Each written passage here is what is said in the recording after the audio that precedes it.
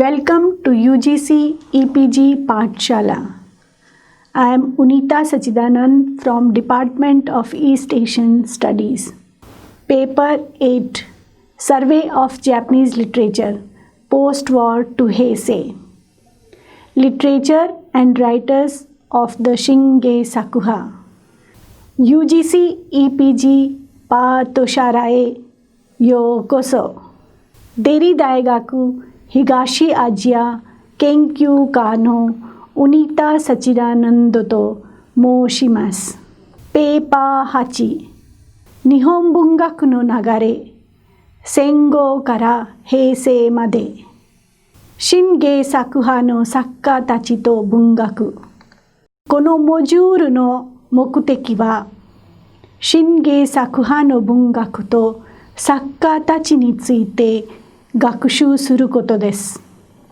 はじめに、本モジュールでは、Shinge Sakuhaはどういうものであるかについてまず習いましょう。太宰治、坂口安吾、石川淳、大田作之助と他の作家たちについて勉強しましょう。まず、キーワードを習いましょう。Shinge Sakuhaは、このグループの名前で、ブライ派とも言います。語彙としては、Shinge Sakuha、ブライ派、太宰治、大田作之助、坂口安吾、石川淳、田中秀光、伊藤聖。この作家を伊藤仁も言います。伊藤聖と伊藤仁。段和夫、高見淳。こういう作家たちは、Shinge Sakuhaとブライ派の作家たちですね。その次に、こういう作家の大事な作品の名前も聞きましょう。ビヨンの妻、人間失格、社用、世相、土曜日夫人、堕落論、焼け跡のイエス、黄金伝説、青鬼のふんどしを洗う女、桜の森の満開の下、無人島。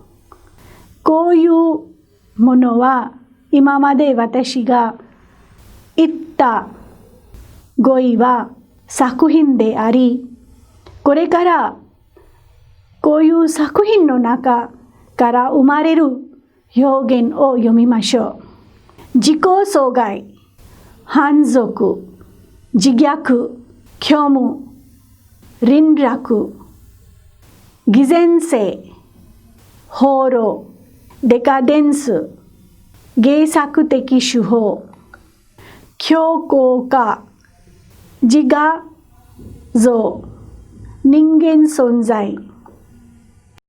Shinge Sakuhaの作家たちと文学。Shinge Sakuhaの文学は、戦後の虚無と輪絡の中から生まれた文学で、この派をブライ派とも呼びます。第二次世界大戦後の社会の混乱期に反則と自虐の環境で登場した作家たちが戦争とその傷跡への敏感な表現と反応を劇的表現で表したので、Shinge Sakuhaと呼ばれています。芸作という文学は江戸時代の文学で、これはShinge作ですね。Shinge作派はブライ派とも呼ばれています。この派のメンバーは、俗悪な常識、道徳の偽善性を嫌い、隠された人間の本質を懸命に描く作家たちであります。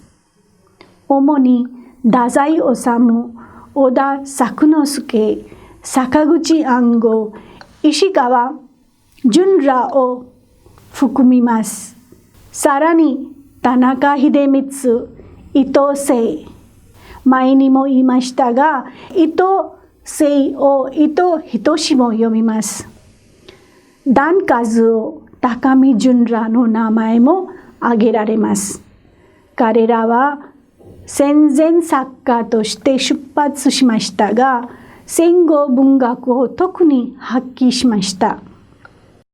まず、小田作之助について言いましょう。小田作之助という作家は、1917年に生まれ、1947年に亡くなりました。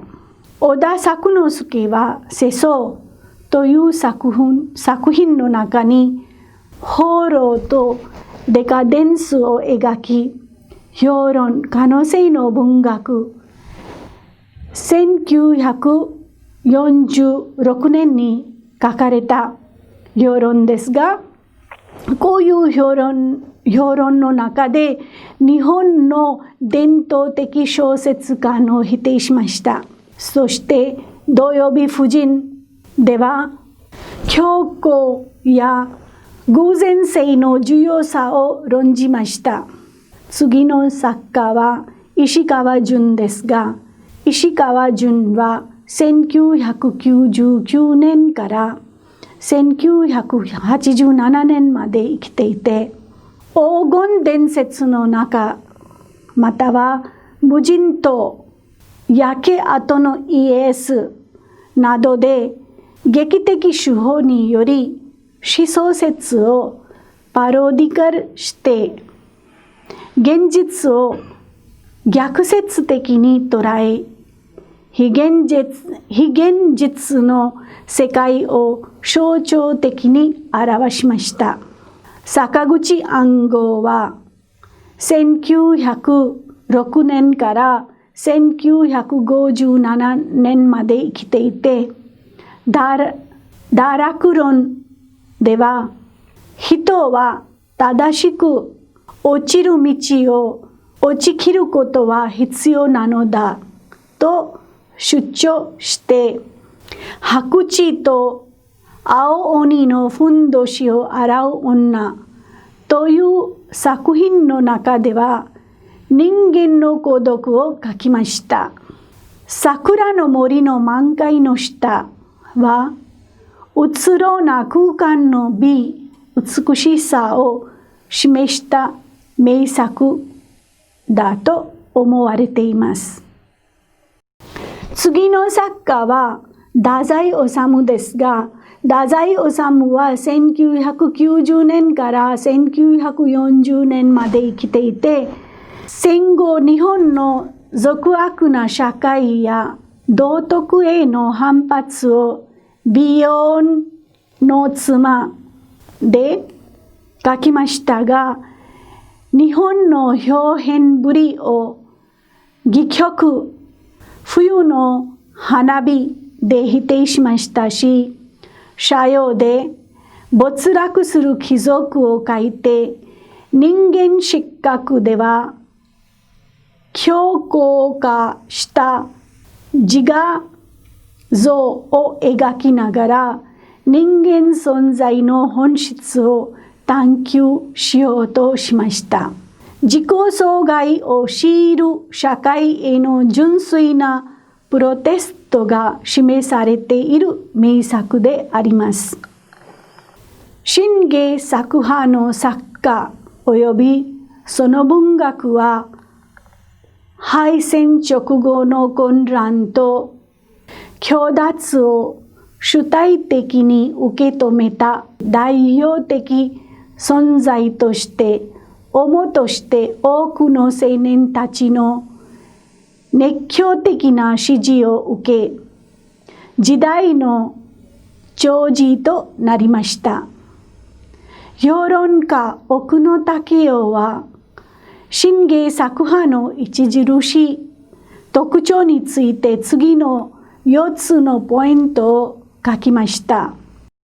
その4つのポイントは何でしょう。それは第一にその反逆精神、その2は自己に対する厳しい批判、第3には日本の現実を凝視、それと運命を共にしようとする決意、第4に作品の巧みさ、感性の鋭敏さという4つのポイントを挙げ、高い評価を与えています。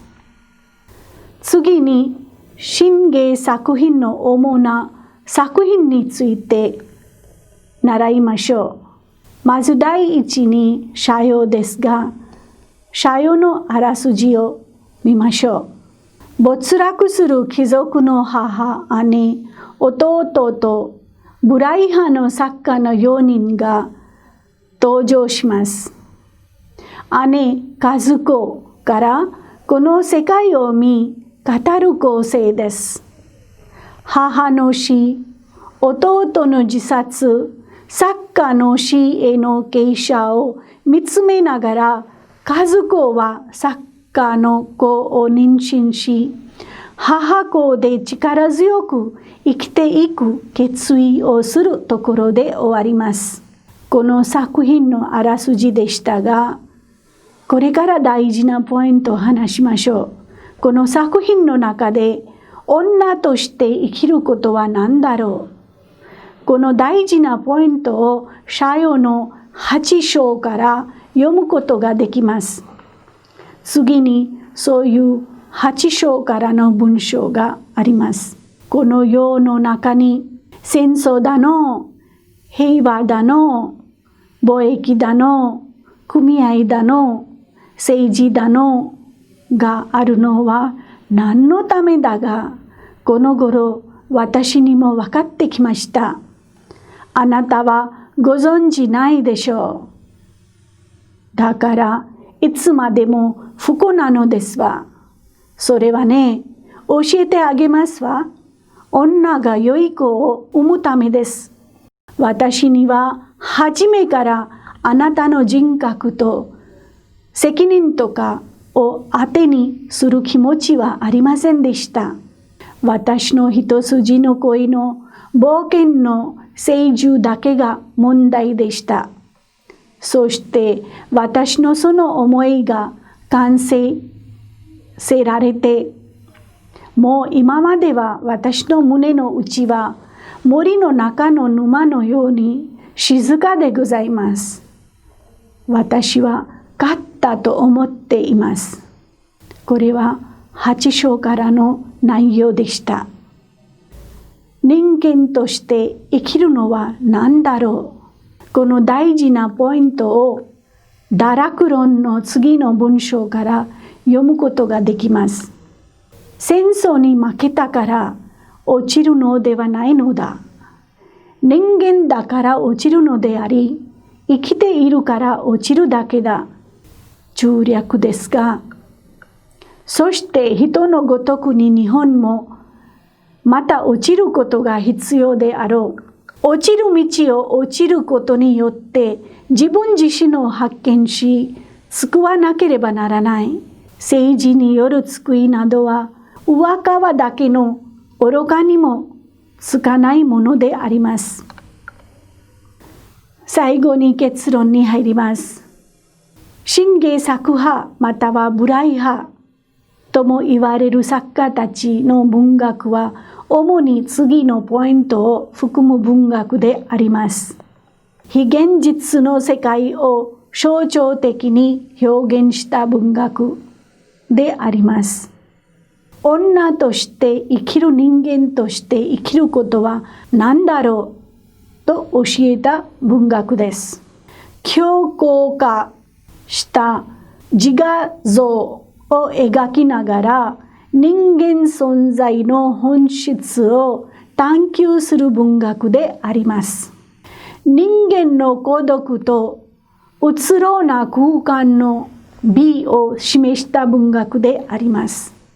没落する貴族を主張した文学です。放浪、デカデンスの文学であります。以上です。